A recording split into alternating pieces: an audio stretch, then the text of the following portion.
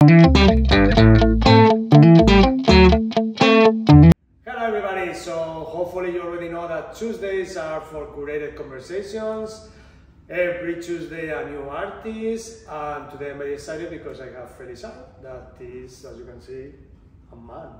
Hello there. As you know, the gallery represents mostly women, so he's so good that I couldn't resist to represent him. Felix, how are you doing? Thank you for coming. I'm good. Thank you for having me today. So, matchy today.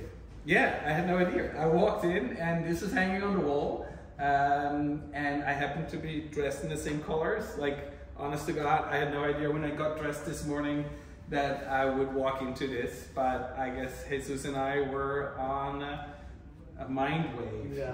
Yeah. I want to mention, normally we do a conversation straight. This is the third one because two people came in the last two. So there is not a script, so we are going with the flow. We're just gonna make up some new questions. But you know, but I know more about Felix than I knew in the last two conversations because we are changing the way we talk. But let's start with the first question. That is gonna be always the same. How you became an artist? How did I become an artist? I guess I went through a couple of different directions. I started off as a professional ballet dancer. I started training professionally when I was 15, got my first job in Berlin when I was 20. And in the beginning years of my ballet career, my mentor advised me to do figure drawing, to understand the body better.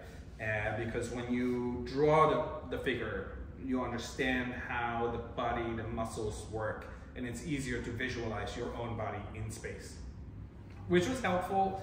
And I grew up with art. My dad is an artist, so it was not a far stretch for me to see that connection between dance and drawing. And during my career, I developed an interest in photography. I started off doing like abstract photos, like walking around, taking pictures of like little corners. And then I also started doing stage photography. And while I was doing that, I was like playing around with how I printed out the photos. I would like buy different papers in the art supply store and print on canvas through my like home printer and hoping that it wouldn't break. And then I had some paint laying around. So I started like putting paint on those canvases, and it became more and more serious. And I moved into a bigger apartment to have like a small studio off the living room. And I started painting almost every day. I would like dance during the day and I would paint at night. And so then at a certain point when my body kind of started to give up, and I felt like it was time to retire from dance, I decided to go to art school. Okay. I was living in Germany. My partner was living in Norway, so I moved to Oslo to be with her and to go to an art program. And then 2 years later, we moved to New York. My wife is from New York, so and then I did my MFA in painting at Pratt Institute in Brooklyn. So let me ask you this: do you think that where you live has something to do with the kind of art that you do? Because Oslo, I have one family member that was living in Oslo, and these 23 hours of dark or 23 hours of light, I'm pretty sure that affect you and affect what you create. Yeah, I mean, Norway was, for me personally, a really hard place to live. It's very dark for a very big part of the year. And definitely, I think in my color choices, it's clear that I was using darker colors, a lot of oxide colors, a lot of dark grays and dark purples. And when I moved to New York, I was in the beginning working with those. And I feel like when you do an MFA program, you're forced to question every action you do. Yeah. Why are you a painter? Yeah. Why are you using the colors you use? Why are the materials you use? And at a certain point, I guess I got stuck on like why, and I was like, why anything? Yeah. And my professor told me like, why don't you make an ugly painting? An ugly painting. And I was like, what is an ugly painting? And he's like, well, I don't know what is an ugly painting for you. Yeah. So you have to go and figure that out. So I went to the art supply store and decided to buy the ugliest colors. That is an interesting choice, because what are the ugliest colors? So to me at the time, they were bright pink, bright blue, like fluorescent colors, fluorescent green, fluorescent pink, fluorescent yellow, and I just started painting with them, making ugly paintings. So like 4 or 5 weeks later, he came back and had all these ugly paintings in my studio, and he was like, He's like, can I make a picture of this? And I was like, I mean, I think it's ugly, but he's like, well, just keep going. Keep going. I think you're onto something. And it took a long time of making these ugly paintings. And even when I no longer considered them ugly, I didn't necessarily want to hang them in my own place. Mm-hmm. Like, I liked what I was making as art, but I was not really attracted to them for my personal environment.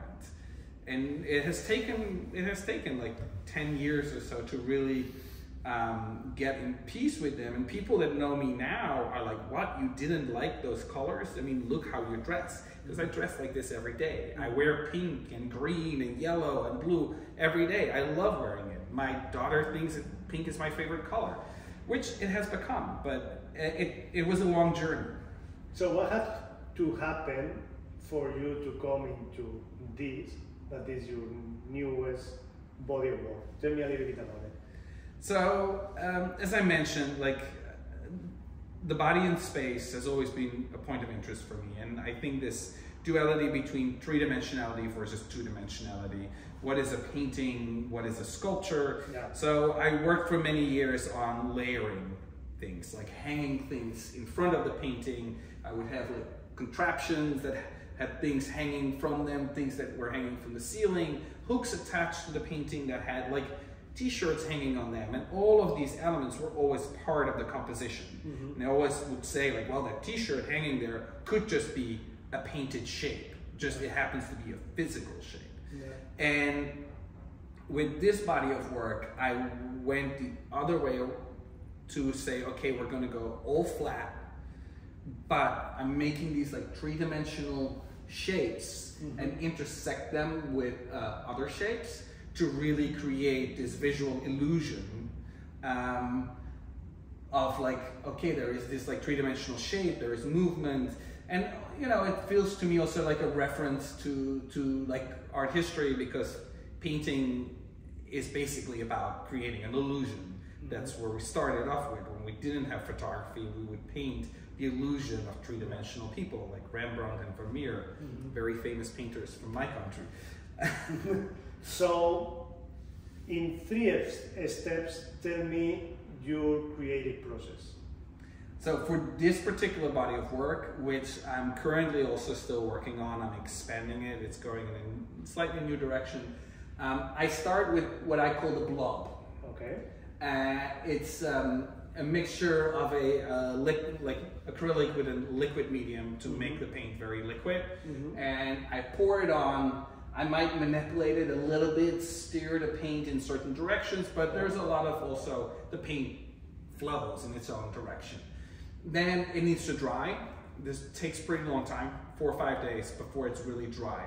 I always work on unprimed canvas, so every mark is kind of permanent. So now once the blob is dry, I photograph it, I upload it to a drawing app on my iPad, and then I start sketching.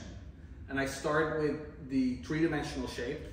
I try out different shapes, place them in different parts of the image, and then I start intersecting these other shapes to create this three-dimensional movement. Yeah. And once I'm satisfied, I print it out, hang it on the wall, and then start creating the actual second part of the painting. And then I start with the colorful shapes, I lay them out, and then I start painting the three-dimensional shape, which is painted with a black acrylic that has black ink in it, so that it almost is like it feels like a marker, like a Sharpie. And again, that's the reference to like the drawing. And I really want to have that like feeling of that like kind of almost like a tagger. And that's how I place it on. And it's a very long process because as soon as I would like by accident touch this and then touch the canvas, you would have like a black switch. Yeah, this is the problem with the primer. So let's do this fast round. We have 5 minutes of questions. I throw you a word and you tell me what you think. Yes. Goals. Goals. Never get bored. Always try to explore new things. And currently stick with a body of work and stretch it more. Like I used to make almost every painting would be different. Now I'm trying to work in like a more like confined framework and see how far I can stretch my boundaries within that framework. Struggle to make new work, to come up with new ideas, and again, to not get bored. I think being in the studio is always this fight between the creation and the mundane, because once you're working on a body of work and you maybe have like 6 canvases laying around that are all halfway, you're very often repeating the same kind of motions, and that can, you know, become boring because you're working towards the goal of the finished product. Happiness, when you discover something new, when you discover something that you did not think of, then when your work is taking a new direction that you did not expect. Digital art. I think, well, it's kind of ironic because I use the iPad to basically create this. But for me, I love the tangible. I love the actual thing. I love to go to a museum. I love to go to somebody's collection. I love to go to somebody's house where they have art and sculptures. It's like the visceral experience is important to me. Time will tell. And we never have enough, but then again, once our time is up, our time is up. Sales. Never on my mind when I'm creating work. It's kind of an afterthought. I'm honored when people buy my work if they want to have it in their house. But when I'm creating, that's not the first thing I'm thinking of. Color. I think that we talk a little bit, but I don't know. I think I now really love color. It took time, but I really embrace it, and I'm always looking to find a contrast. Like there are certain color combinations that just work well together, like blue and red, pink and light blue. Those are color combinations that work well. Like orange with green somehow works, but it's kind of ugly, but in a good way. So I'm always trying to figure out like how do colors like kind of work and clash. Balance. It's an act. It's an act. It's the balance between making something that's appealing to me and figuring out how other people respond to it. And the last one, inspiration. It's a hard one. I think, you know, I can say, oh, my children are my inspiration, or nature. Nature is not really my inspiration. I think it's like I close my eyes and I see something, and then I feel I need to put it on the canvas. I don't think I draw inspiration from one particular thing. But there are artists that I feel very drawn to that I guess indirectly inspire me. So you have 3 seconds in case that I forgot to ask you something that you want to say. Come and check it out. As I said, see it in real time. You know, Instagram, great. I love Instagram, so follow me, the Arts of Living. But come and see the paintings, Milburn. Like, get your Starbucks coffee and stop by the gallery. Felix don't create art thinking on sales, but come, enjoy it, and please buy it so you can support the artists and the gallery so I can support more artists. Thank you, Felix. Thank you for having me. It was a great interview. I really enjoyed it, and I hope that you enjoy it too.